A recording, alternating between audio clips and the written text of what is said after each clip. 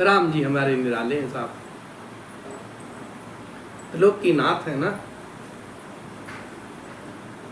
सब पर अपनी नेक अकारण ही बरसाए रहते हैं। बाबा शिव भी कहते हैं, उमा कहूं मैं अनुभव अपना, और बिनु हरि भजत जगत सब सपना।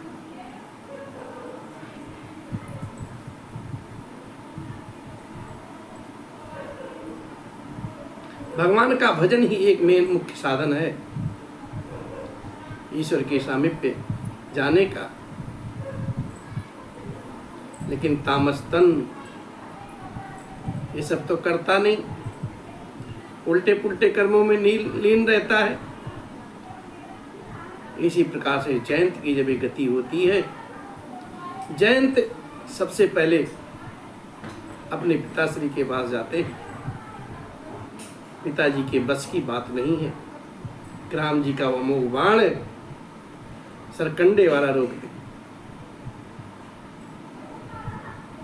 फिर ब्रह्मा जी के पास, महादेव आशुतोष शिव के पास, लोक में जितनी विभूतियां थी सबके पास जयंत जाके सहायता मांगते हैं। लेकिन किसी ने बात करने की बात तो दूर है, कोई बैठने तक के लिए नहीं था। पीड़ा के मारे जयंत इधर उधर भटक रहे थे। फिर इधर उधर भटकने के बाद रास्ते में विह्वल अवस्था में नारद जी महाराज जी का मिलन होता है, दर्शन होता है।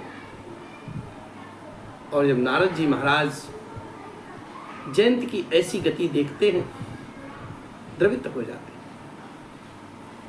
संत है ना, संत सरल चित्त के होते हैं साहब, सरल स्वभाव के होते हैं।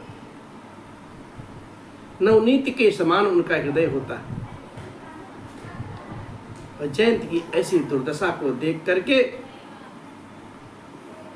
नारद जी महाराज कहते हैं, जयंत तुमने तो बहुत बड़ा अपराध किया है। इस अपराध का तो जितनी भी सजा मिले वो कम है। अब इसका एक ही उपाय है। जयंत कहते हैं, क्या है प्रभु बताइए तो सही, आप जो कहेंगे मैं वही करूं।